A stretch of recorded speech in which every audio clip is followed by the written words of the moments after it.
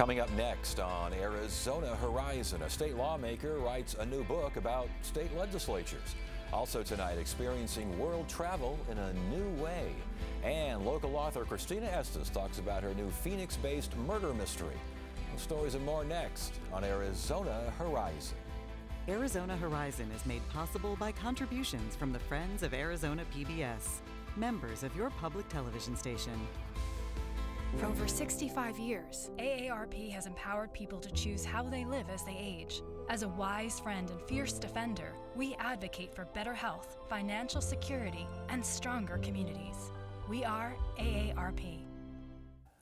Good evening and welcome to Arizona Horizon. I'm Ted Simons. President Trump today met with Ukrainian President Vladimir Zelensky at the White House. Zelensky's meeting was nothing like the combative tone he experienced in his previous visit when he was berated by President Trump and Vice President J.D. Vance. This time, Vance said nothing, and both presidents were genial, with Zelensky emphasizing the need for peace. We need to stop this war, to stop Russia, and we need support American and European partners. We will do our best for this. I think we show that we are strong people, and we supported the idea of the United States, of personally of President Trump, to stop this war, to make a diplomatic way of finishing this war. Zelensky was supported by European leaders who flew to Washington in hopes of getting U.S. security guarantees and a ceasefire with Russia. But President Trump said that while he wants the war stopped, that does not mean calling for a ceasefire. I like the concept. You know, I like the concept of a ceasefire for one reason, because you'd stop killing people immediately, as opposed to in 2 weeks or 1 week or whatever it takes. But we can work a deal where we're working on a peace deal while they're fighting. They have to fight. And the president said nothing to dispel reports that he's pushing for Ukraine to make sweeping concessions to Russia, including the surrendering of land in order to end the fighting. One more headline: Democratic state lawmakers in Texas returned to the state capitol today, ending a 2-week walkout in protest of Republican efforts to redraw congressional maps. The Democratic lawmakers returned to supporters chanting, "This is what democracy looks like," but the Republican majority is expected to quickly pass a new congressional map that favors Republicans and was called for by President Trump. Of note, California state lawmakers are expected to move forward on a measure that redraws that state's congressional maps in favor of Democrats as a response to the redistricting in Texas. State Senator John Kavanaugh has written a new book on how legislatures work and the complex world of lawmaking. The book is titled State Legislatures: An Owner's Manual, and its author is a 19-year veteran of the Arizona State Legislature. He's also a frequent guest here on Arizona Horizon. We welcome back State Senator John Kavanaugh. Good to see you. Congratulations on the book. Thank you very much. What does it feel like to hold your first book there? It's empowering, flattering, and then that humbling, because I may get questions about it. Okay, I bet you will. So that's a lot of stuff in there, a lot of information. It's an introductory book about state legislatures, Arizona, or state legislatures in general? In general. I wrote it because I asked President Crow a couple of years ago if I could teach a course on state legislatures, because I was a college professor also, and he said yes. And normally in my criminal justice field, if I had a new topic, I would get the introductory textbook, which would have history, structure, process, ethics. They're all boilerplate template. There was none for state legislatures, and I needed that to present that information in the course. So I gathered the info for the course and decided to spend a little more time, refine it, and turn it into a textbook. I was going to ask you, because when I got the book and I looked it over, I said, this looks like a textbook. It is a textbook, isn't it? It is, but not just for students. And by the way, to your first question, it's in general. It relates a lot to my Arizona experiences, but it could apply to any state legislatures, because they're all very, very similar in nature. Okay, so it explains how laws are made, correct? Explains the background on, everything from drafting, navigating, negotiating, all these kinds of things. Yeah, well, by the way, it's not just for students. A new state legislature or a veteran would really benefit from this, because it wound up being 394 pages, because the more I researched in one area, the more other areas that had to be discussed came up, and it wound up being 394 pages. Yeah. But if you're a citizen, a lobbyist, anybody who interacts with legislators will benefit from the book. And when you talk to folks that aren't involved that much in the legislature, but kind of want to know more about laws and these sorts of things, more about what's in the book, What surprises them most about the legislative process? That it's not like the cartoon handout they were given in elementary school when they visited the state capitol with the little, little cartoon figures and the little path. This goes through the formal process, but this also goes through the informal process, the way it's really done. So it's kind of part expose, but not in a racy way. No, but when you say how it's really done, explain what you mean. Give us an example. Well, the Arizona Constitution says that all bills must be read publicly on the floor 3 separate times, 3 separate days, to give people a heads up that a bill is coming.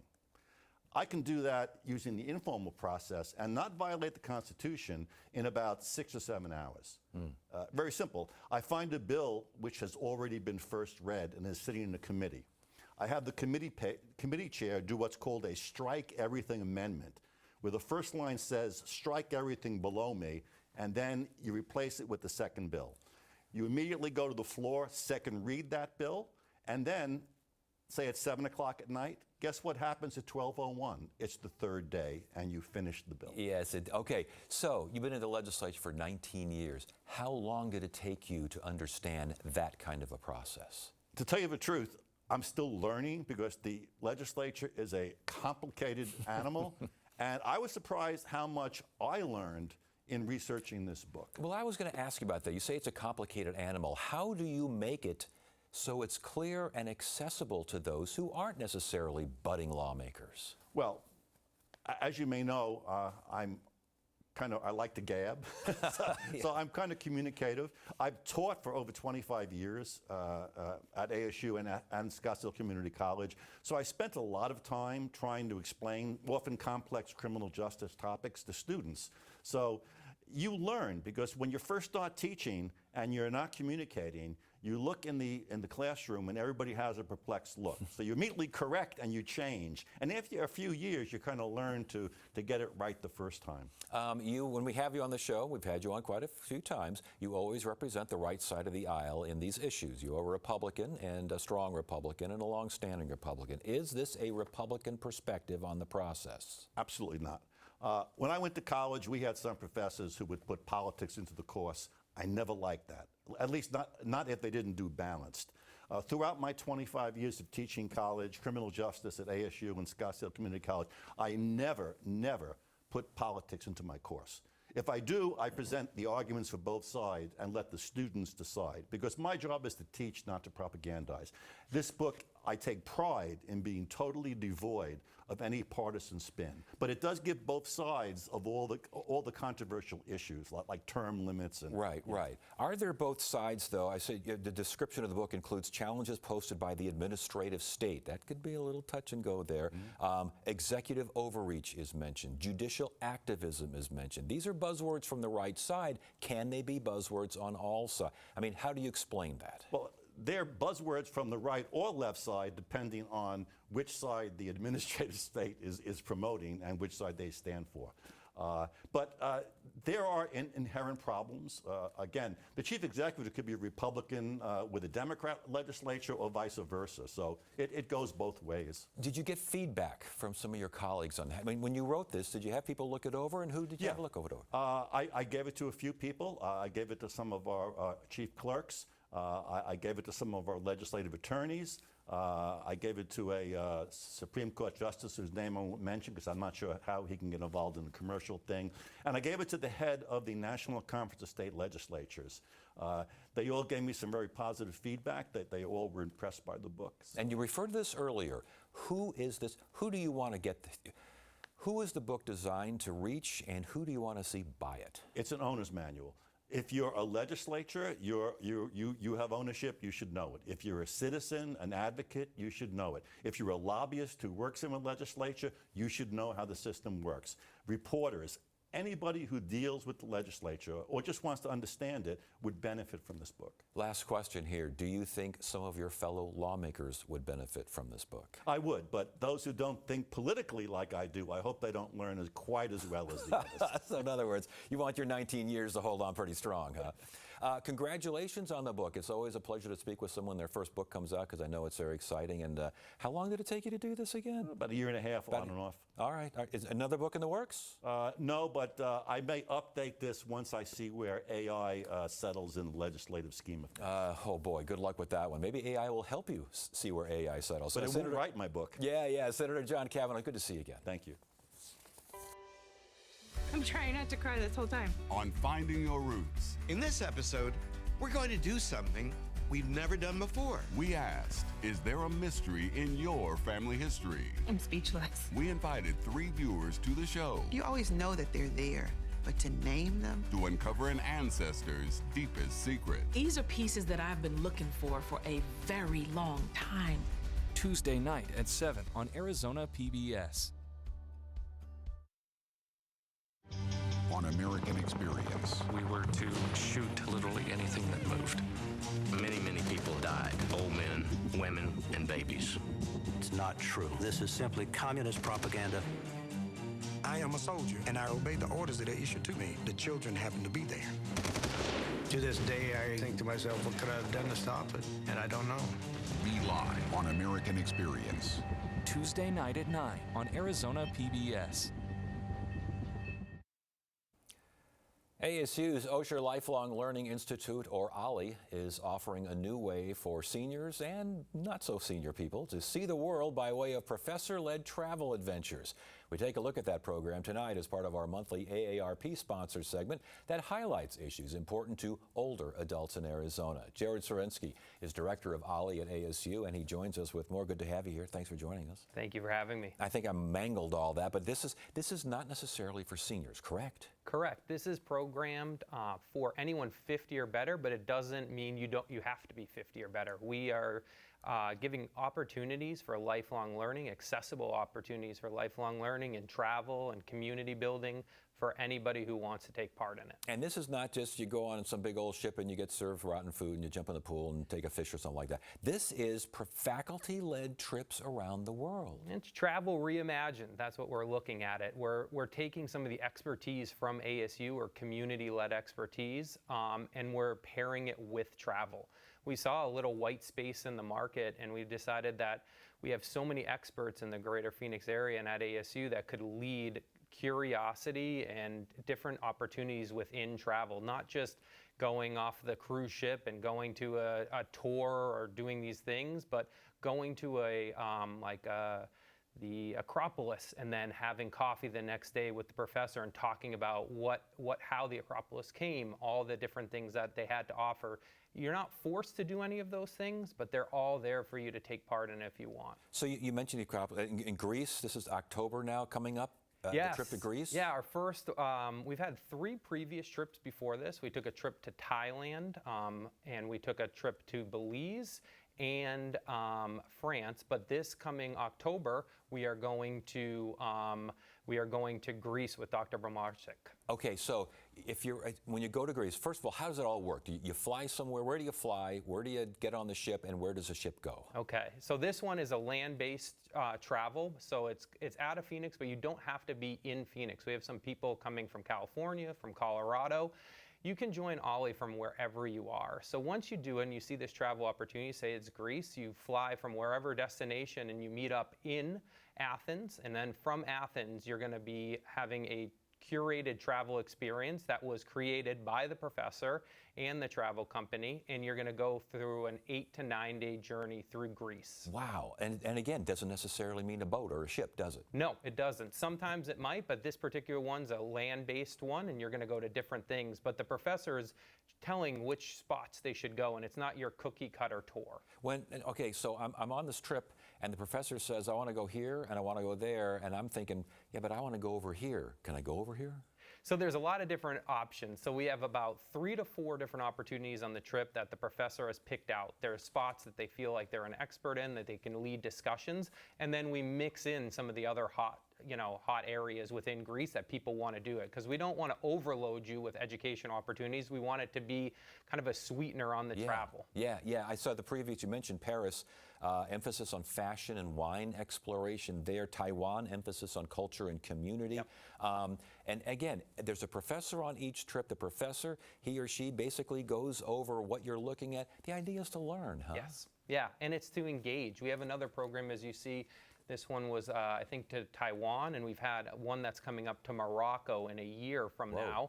A year from May, I should say. And that one is more of a service learning. So it's a little bit like a Peace Corps, but for a travel experience. You're going to the country in Morocco and you're experiencing different things. You're working with different organizations.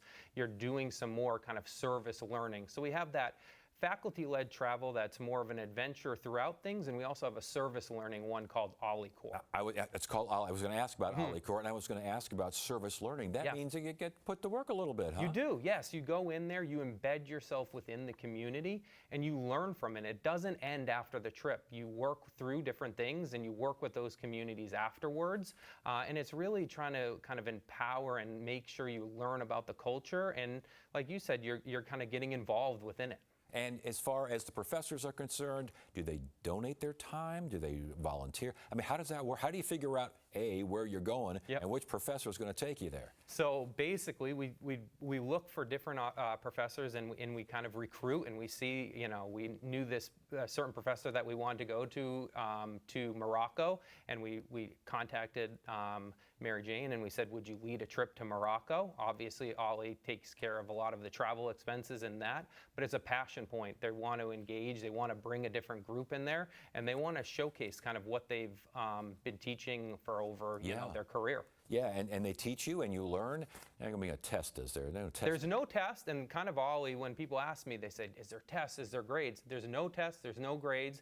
Our slogan, curiosity never retires. We just want you to come and enjoy travel experience, or we have over 100 different lectures this fall. Are there prerequisites of any kind for There are no prerequisites, and that's one of the main missions of Ollie. We want it to be accessible. If you didn't complete high school or you have your PhD, we want everyone to come in. We want them to enjoy, and we want to get kind of build a community of lifelong learners. Jared Swarzynski, again, to learn more, where do we go? ASUOllie.org. You can see that. You can also pick up this catalog right here at all different locations on the back. Tempe Library, a lot of different libraries around Glendale Foothills as well. And ASU Ollie the Ollie is spelled? O-L-L-I. All right, I learned that one here too. Jared, good to have you here. Congratulations on the program. Sounds great. Thank you so much. I appreciate it.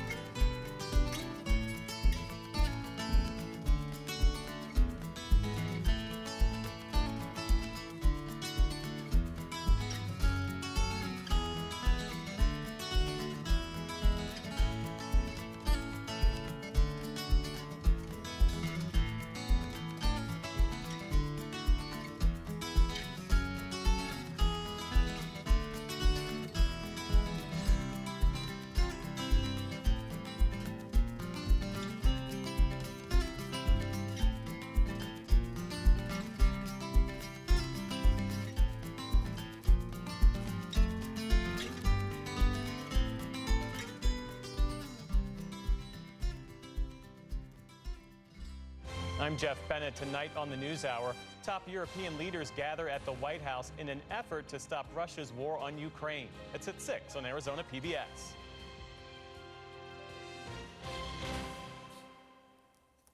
Award-winning local journalist and author Christina Estes is back with a brand new murder mystery in her Jolene Garcia series. The book is titled A Story That Wouldn't Die, and it deals with murder, potential corruption at City Hall, and efforts to have the story and maybe even Jolene Garcia killed. Christina Estes joins us now. Congratulations on the book. What a setup, Ted. Thank you.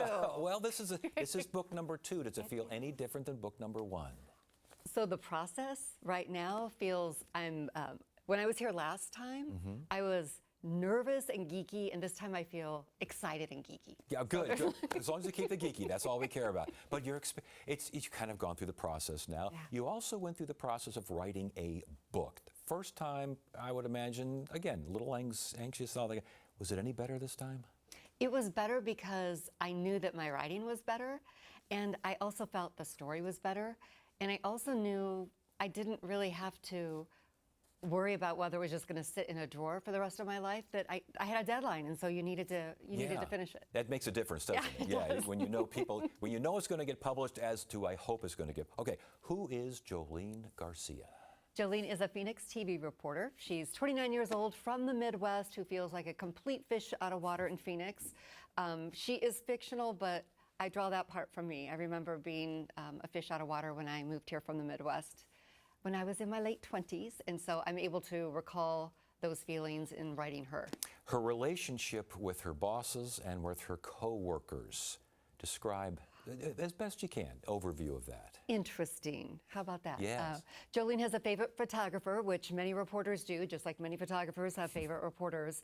And her favorite photographer is named Nate, and he sometimes calls her out because she goes too far sometimes, because she is very ambitious and persistent as a reporter, but she's also not just seeking recognition to break a story and to be first, but also seeking some recognition that she did not get in her childhood. So sometimes all of that combines, and she does some questionable things. Yeah, we learn a little bit about that, but not too much. You don't give away too much about that. It's kind of interesting. Well, let's leave it alone with that. There's a lot of City Hall intrigue here. There's lots of bureaucratic intrigue. My question, because as I was reading it, I was thinking, boy, how is she keeping all these things square? How do you keep it together? How do you know which person is which person and where they're going? You know what? My brilliant editor, Maddie Hout, told me you need to remind the reader of why the person is in the story. So it was an edit that, I know you read an early copy, so you didn't read the finished one, which addressed that. But because there are so many characters, and because we will read books that sometimes will take us weeks, sometimes months, right. So you don't sit down and you're like, Ted Simons, who was he? You just need to remind. Well, and I did notice that. I think it almost at the end of chapters is when I notice it the most. It's like, oh yeah, she's doing a nice job of making sure we remember who this person is and why this person is doing this sort of thing. That was a technique. That was planned. It was, and you know what? I see that now as a reader, and I'm like, yes, brilliant. Yes, and when you don't see it as a reader, you go, hey, wait a minute. Yes. Did any of these characters? Because again, lots of characters, and it's not. I wouldn't call it complicated, but it's not like an easy kind of a breezy sort of a read. There's a lot going on here. How did you make sure that they went in the right direction and these characters didn't just go all falling all over themselves wherever they want to go? Well, I covered City Hall for 9 years. So certainly my experiences and the people I encountered inspired the characters. This is fictional. However, Ted, I'm going to test your knowledge. Do you remember 8 or 9 years ago, this is total insider stuff, Greg Stanton was mayor. Yes. He got stuck in the elevator at City Hall. Yes, I do remember that. And that's how the book opens, with Jolene responding to the mayor stuck in the elevator. I will say this is a very different mayor than Mayor Stanton. Yes. He's Let's got be clear, an interesting fictional. family as well. The response from local politicians, obviously this book is coming out tomorrow, so we haven't had too much response on this. Yeah. But in general, from reporters in town, besides the fact that there are no characters that are Arizona PBS hosts, charming, loquacious, Next book. Okay, all right. But besides that fault, what are you hearing as far as response? Do people say, I know you're writing about me? Well, you know what's funny is there's a lot of speculation about who JJ is, which is Jolene's nemesis. Oh boy, yes. So there's a lot of speculation about that. But local people who are in the media really appreciate the some of the sarcasm and some of the poking fun at management and social media and things that they really can't say because they're still in those positions. Right. Well, and anyone who's worked in television news understands and realizes and sees that, although now with social media it is so much different than it used to be, but sees that dynamic. Yeah, it has totally changed the way that local news, commercial news is produced, for sure. So, with that book in your hand, is it the way, did it finish? Did the story end, the climax and everything, did it happen the way you envisioned it when you started writing? Mostly. I sort of left a bit of a cliffhanger. Yes, you did. Yes, you did. But that's a little almost separate and apart from some of the other aspects of the story. Something really big happens to Jolene, and I didn't know how it was going to continue, and so I was like, I think I need to leave it there. Okay. And let the reader decide how they want it to end. Yeah. Yeah. But between that and the first page, pretty much how you planned it? Well, you know what I didn't plan? I didn't plan a career change where I'm now working at City Hall. So that's a little weird. Right. Yeah, I was going to say some eyebrows raised there. So doesn't necessarily put City Hall in the best, but we won't go any further with that. So I'm guessing there's another Jolene Garcia novel coming down the bend, yeah? I totally want to know what people think and what they would like to see happen based on the way that this sort of ends. My heart is telling me something, and we'll see what Jolene tells me. Research. Do you do research on these books? Well, this is very kind of easily researched because it was based on my 9 years of covering City Hall. And so I knew how the city operated. I attended countless city council meetings and community meetings where I saw how policies and passions really affected us in our daily lives. There is a serious story thread in the book about development and displacement, and that was completely drawn from my experiences reporting. Is Hollywood or Netflix, are they calling yet? Are they? Well, get on them, Ted. Oh, okay, all right. That's the only way to get my name in the book, huh? That is a great deal. Yeah, there we go. We're working a deal there. But I mean, it sounds like this would work, don't you think? Yeah, I mean, I would be flattered if somebody wanted to make it into a streaming series, which is kind of what I think it would work better than a movie. Yeah. It's so interesting to me when I hear, because for some authors that's like the end all be all, like they really want that. And this was my baby. I love my baby. It's perfect the way it is. Not perfect, but I'm happy with it the way it is. You should be happy with it. Congratulations Thank again you. on book number 2, Christina Estes, The Story That Wouldn't Die. And you just keep writing them, and we'll keep reading them. How's that? Thank you. That's a great deal. Good Thanks. to have you here. And that is it for now. I'm Ted Simons. Thank you so much for joining us. You have a great evening.